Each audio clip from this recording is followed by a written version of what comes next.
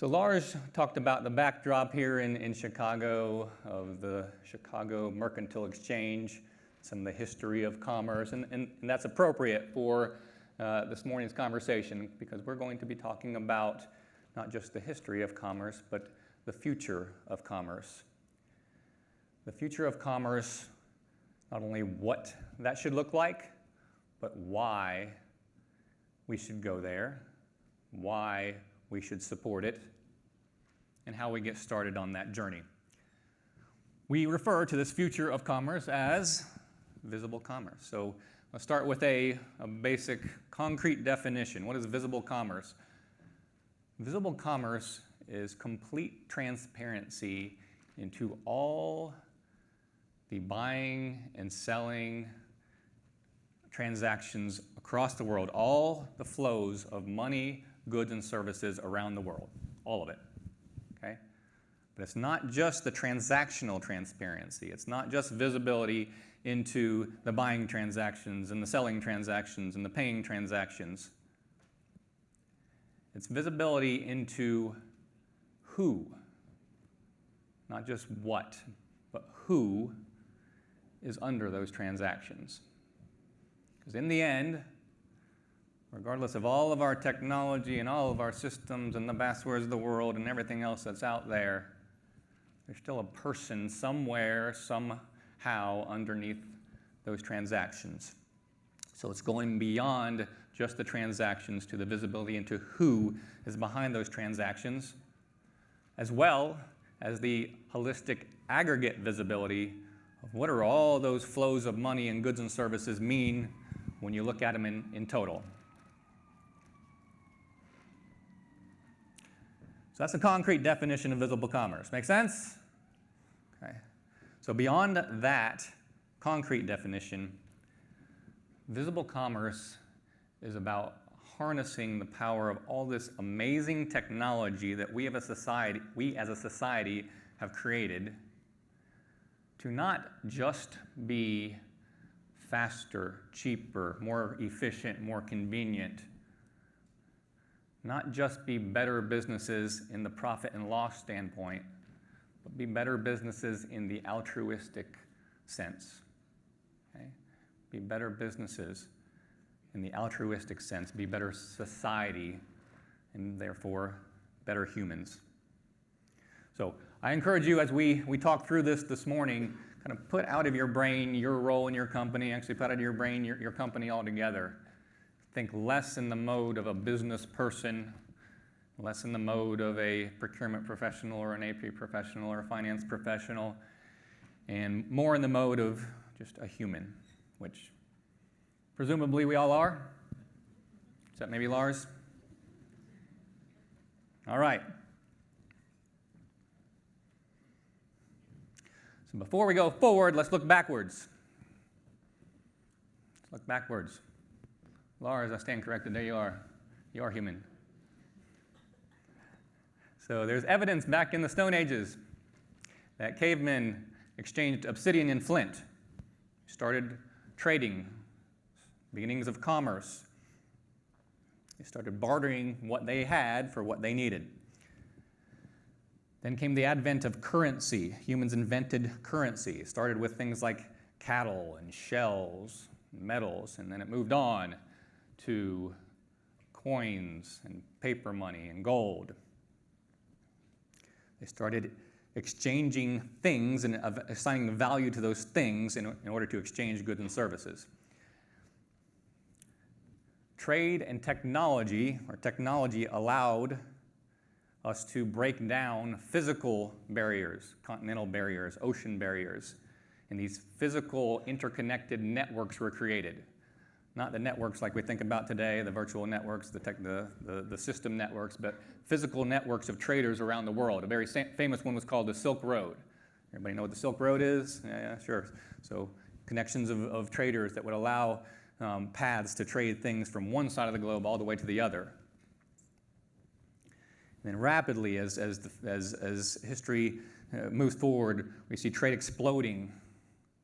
Goods are exchanging hands from country to country, from household to household, still from human to human, still person to person.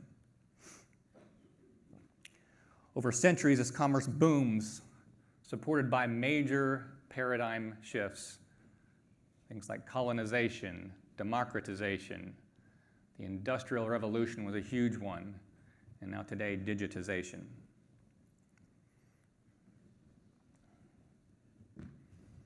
First time any paid attention. Put a cannabis plant up there, everybody's like, oh, now this is interesting. So fast forward, 1971. So these really smart kids at Stanford and MIT, whose parents paid $1 bazillion for them to go to school, you know what they did? Well, obviously. But they did it in the way smart kids would do it. So they used something called the ARPANET to arrange a place to buy and sell weed. So I'm sure that their parents were very proud. But the point is, as far as we know, this is the first online transaction. This is the beginning of internet transaction. It was called ARPANET at that point. And what's important about it is not what they decided to buy and sell, but it became the beginning of faceless buying. We as a society could now exchange goods and services with the stroke of a keyboard rather than the shake of a hand. Then comes e-commerce. As you guys know, e-commerce exploded the world of business. We can now order and pay for goods and services with the touch of a button.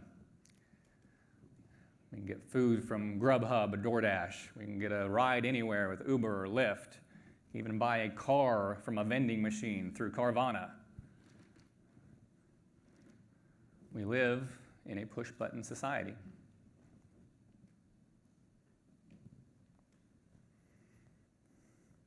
And this push-button society has become part of our DNA. It's interwoven into who we are, particularly the generations behind us. It's interwoven into their DNA. And it's resulted in this interconnected world that transcends all physical boundaries. I can pull my phone up right now and buy something from somebody in China. Easy. Happens all the time through Amazon. We do it all the time. And so all this technology has delivered tremendous advantages. Speed, convenience, and efficiency. And these advantages, they're not only changing the world of commerce, they're changing the world in whole. Our entire society, they're changing it. This creation of this push-button society has put amazing, amazing power in the hands of the consumer. And I can do things behind my laptop to order whatever I want that I never would have thought of 30 years ago, right? Put amazing power in the hands of the consumer and in the hands of the buying organization. But it's come at a cost, I would tell you. And I think we know that. It's come at a cost. So this is the world that my kids live in. I have a 15-year-old daughter and a 12-year-old, soon-to-be 13-year-old son. They don't know any other world than the push-button society. And we look at them and they're on their phones and we shake our heads and like, will you please put that thing down? Will you please have a conversation? Did they create the push-button society? No, we did. We created the push-button society. They're just interwoven into it. So when they want something, they pick up this thing and they ding, ding, ding, okay. Or easier yet, Alexa, help me out. I need whatever. 2 hours later, doorbell rings. Magic, my stuff is here. Thank you, Alexa. Love you.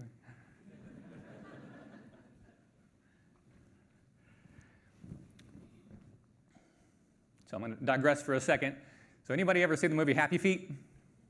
Yeah, this is not the actual penguin from Happy Feet, but it's a penguin, so it's good enough, right? So Happy Feet. The main character in the movie, his name is Mumble, right? Mumble, really good dancer, can't sing worth a darn. He goes on a mission to save his world, right? There's a problem, so he goes on a mission to save his world, and he ends up stuck in a zoo for a period of time. You guys remember this? So he's stuck in a zoo. And while he's stuck in this zoo, over time, he becomes like these other penguins that are in this zoo. He becomes almost zombie-like. Before he was in the zoo, when he needed a meal, he would go jump in the ocean, and he would go hunt fish, and he'd do all the things that a normal penguin would do. But now here in the zoo, when he's hungry, what's he do? He walks over to this wall, and he stares. And magically, over the wall comes fish. And he gets to eat his fish, and he's a happy little zombie. Happy little zombie penguin, along with all the other happy little zombie penguins that were there. Mumble stops worrying about where that fish came from. He could care less who it came from. He doesn't know what's behind that wall. He just knows when he walks over here, stuff comes over, and he's a happy guy. So I use that analogy with my kids because when they were younger, they watched Happy Feet, and so we can relate to that. So I use that analogy with my kids. I'll say, so when you're ordering the stuff on your phone, you're talking to Alexa, don't be like the zombie penguin Mumble. Okay? Know who's behind that transaction. Know what you're doing. Know who you're ordering from. Know why you're ordering it. Know what is behind that wall. Because with this push-button society, the human has always been central to commerce, to trade. The person has faded to the background. The human connection is fading. It's leading to mass commoditization, whereas we always are seeking cheaper, better, faster, more convenient. Our personal supplier ecosystem, if you think of it through Amazon or whatever, our personal supplier ecosystem is exploding. Our business supplier ecosystems are exploding as we continue to push for faster, cheaper, more convenient, and we have the technology at our hands to do this. So we get it. But it results in this major unknown in today's business world. Who are we really doing business with? Is it this guy? Who knows? Like the video said earlier, we've kind of made business none of our business. So what? So what? If it's faster, cheaper, more efficient, isn't that what we're all after? Matter of fact, Eric, isn't that exactly what Basware does? Don't we make it faster, cheaper, more efficient for you? Yes, of course. But is that enough? Again, as we think about it as humans, is that enough? Is faster, cheaper, more efficient, more convenient enough, or do we need to go beyond? Why do we need to go beyond that to visible commerce? So if simply not being a zombie-like penguin is not enough for you, then let's go to some concrete examples as to why we must go there. Concrete business examples. So, a couple somewhat obscure companies, Google and Facebook. Anybody ever hear these guys? So Google and Facebook, just in the last year, paid out $172 million in fraudulent invoices to a single guy posing as a legitimate supplier. $172 million. Pretty clever. Not so good for Google and Facebook. Another well-known company, Apple. Apple, extremely well known for their focus on product quality. They have been forced to become also very focused on their supplier quality. They learned one of their suppliers was forcing students to work over 11 hours a day as volunteer interns. And that's after a very public challenge several years ago with one of their major suppliers, Foxconn, where working conditions were so deplorable that Foxconn had to install suicide prevention netting around their building. That one was very public. You guys probably heard about it. Think that stuff matters to Apple? It absolutely does. Hurricane Maria. Hurricane Maria destroyed Puerto Rico back in 2017. Absolutely destroyed it. Tremendous catastrophe. Tremendous devastation. It also had a very unanticipated impact on the U.S. hospital system. Okay? Little did most of the world know, including myself, before that happened, that over 50% of the stateside U.S. hospital system's saline IV bags come from where? Puerto Rico. Who knew? So in addition, yeah, he knew. You guys knew. I kept looking at you guys. in addition to the tremendous loss of life that happened on Puerto Rico, it also had this unanticipated consequence of putting lives at risk in the 48 states as well. In all those examples, the transactional efficiency wasn't enough. I mean, it's not like that was due to a lack of automation or a lack of systems being in place. But the transactional efficiency wasn't enough. It was necessary in the first several examples to have visibility to who was under those transactions. And in the last example, with the U.S. hospital system, it was necessary to have visibility into what the aggregate of all those transactions meant in terms of supply chain risk. Continuing in this thread of why do we need to get to visible commerce? Why does it matter?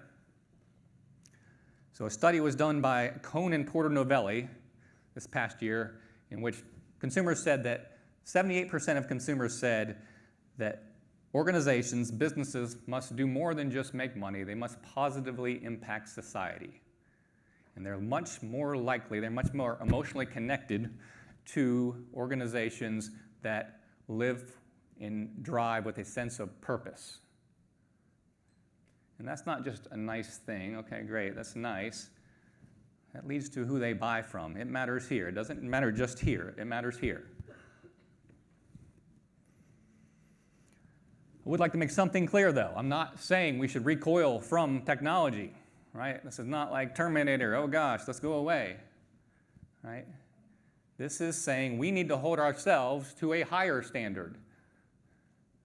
We need to fully embrace that technology for the purpose of then being able to do the things that we can uniquely do as humans. It's a symbiotic relationship. It's not a recoil from technology.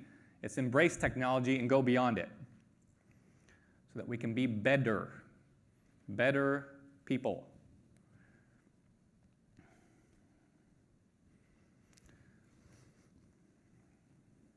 All right, so hopefully I've at least mildly gotten your attention as to why we should kind of go to this world of visible commerce. But what does this have to do with why we're here today? What does that have to do with Connect 2019, procurement professionals, finance professionals? What does it have to do with Basware? Well, hopefully kind of putting the dots together a little bit, connecting the dots. So in all those examples that we talked about, and we talk about visibility into all the flows of goods and services and money around the world, guess what the foundational backbone of that is? Buying and selling stuff, right? And paying for stuff. So it's all the stuff that we do with professionals. That is the foundational backbone of getting to this future world of visible commerce. So in our world of source to pay, it goes much beyond, it should go much beyond, yeah, we make things more efficient for our companies and we deliver cost savings for our companies. We need to be thinking about it as much more responsible businesses. And we in this room are really core to making that happen. So we're all very aware of our responsibilities to our business to spend money wisely, right? We're all very aware of that. We're also very aware of our responsibility to mitigate risk for our businesses. But we are also responsible to the people that we sell to. We are responsible to the people that we buy from. We are responsible to the employees that work for us, and we are responsible for the people that come after us. So those examples earlier that we talked about with Google and Facebook and Apple and the hospital system, how could we have avoided that? We know it was not intentional. We know Apple wasn't intentionally buying from organizations that had bad business practices. As soon as they found out about it, they fixed it. We know that the people at Google and Facebook, the accounting teams, they weren't in on this fraud to pay this guy $172 million. They just didn't know. There's not one person somewhere that made a conscious decision to put the U.S. hospital supply chain at risk by sourcing over 50% of the saline IV bags from Puerto Rico. Nobody said, oh, that's a great idea. Let's do that. They just didn't know. They didn't have the visibility. But what if they could have? What if they could have? What if their systems, their data, was not just a bunch of zeros and ones flying around in a very disconnected manner. And I guarantee you these organizations are highly, highly systematized, right? I mean, we're talking about Google and Facebook and Apple. You think they got systems in place? They do, right? But it's not enough just to have the zeros and ones flowing around. What if all that data could be interconnected in a way that allows it to give you holistic visibility and true information, not just data, not just zeros and ones? Because if we do this right, it says data equals visibility. I would say data equals information, which equals visibility. Okay, we talked a lot about data. We always talk about data because that's what we do. We capture data. We don't capture data for the hell of it. We capture data so that humans can make better decisions.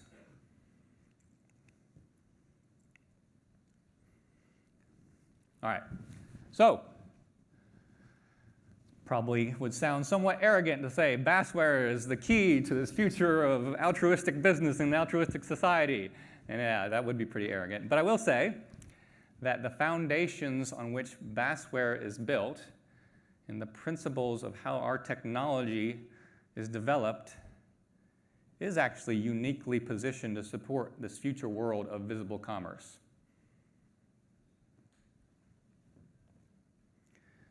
The ironic thing about going beyond this world of faster, cheaper, more efficient, beyond the data, beyond the zeros and ones, is you first have to do all that.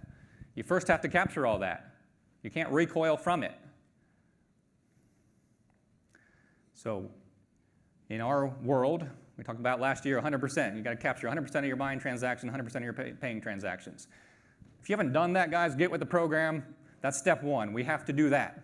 But that's not enough. Now we need to go beyond that to capture every interaction between the buying and selling organization, between you and your suppliers, every interaction. Some of those will be additional transactional interactions in sourcing and procurement and invoice processing. Some of it is just collaborative interaction between buyers and suppliers. But we have to capture all of it. That's where we are today. That's where we're getting to today. Then to get to the visibility we're talking about in the future, this visible commerce, it can't just be, like we talked about earlier, it can't just be automated. It can't just be a bunch of zeros and ones. It can't just be a bunch of disconnected systems.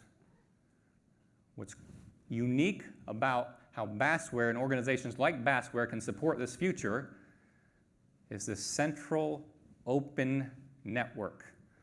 Central open, okay? Networks connected to networks.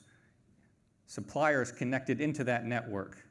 Other providers, other technology providers connected into that network becomes this ecosystem that allows for this world of visibility into all of the flows of commerce around the world. Those are the kinds of things that have to happen for us to get to this world we're talking about. And Basware is an organization that is founded on those types of principles, very specifically the concept of open networks. So we can turn this into this powerful ecosystem to give the kind of visibility we're talking about. This is what we want, right? We don't want a hoodie monster guy. We want a guy we can see. We want to know who we're doing business with. So here's an example of what's possible in this world. So we have this relationship with MasterCard. You guys heard about it last night, right? Through that relationship with MasterCard, interconnected into the Open Commerce Hub, we can help you understand not only who you are doing business with, but who are they doing business with, and potential supply chain risk or just potential other kinds of risks posed by that supplier ecosystem. Analytics, okay? With all this capture of data, we provide you visibility into your future cash flows, all of your commitments, not just the stuff that's already in the transactions today, but we can give you your finance team future visibility.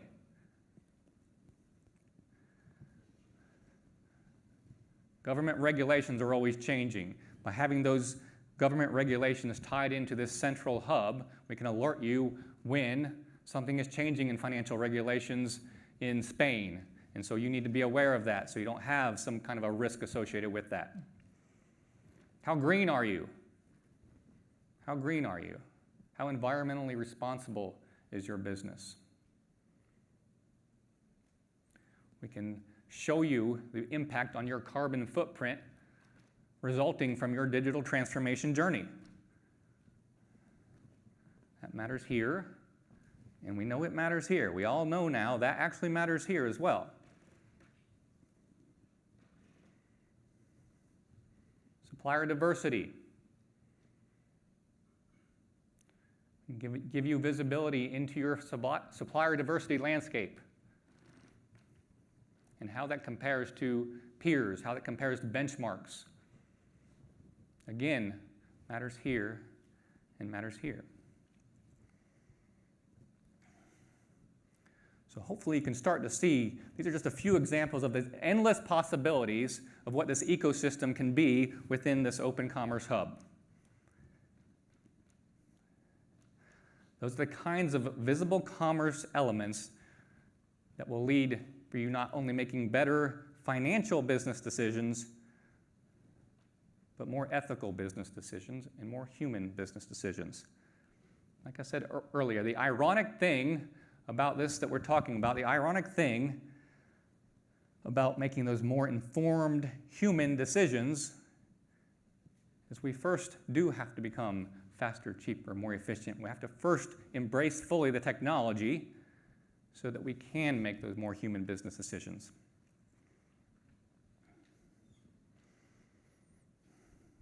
So in wrapping up this morning, I'd like to challenge us. I'd like to challenge myself. I'd like to challenge Basware. I'd like to challenge all of our customers in the audience, all the analysts in the audience, all of our partners.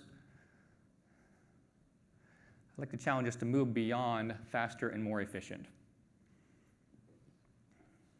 Embrace technology not just for the immediate ROI, but don't recoil from technology like it's some kind of a Terminator thing. Okay? Embrace technology as a means for us to become better businesses, to support a better society, and to be better humans.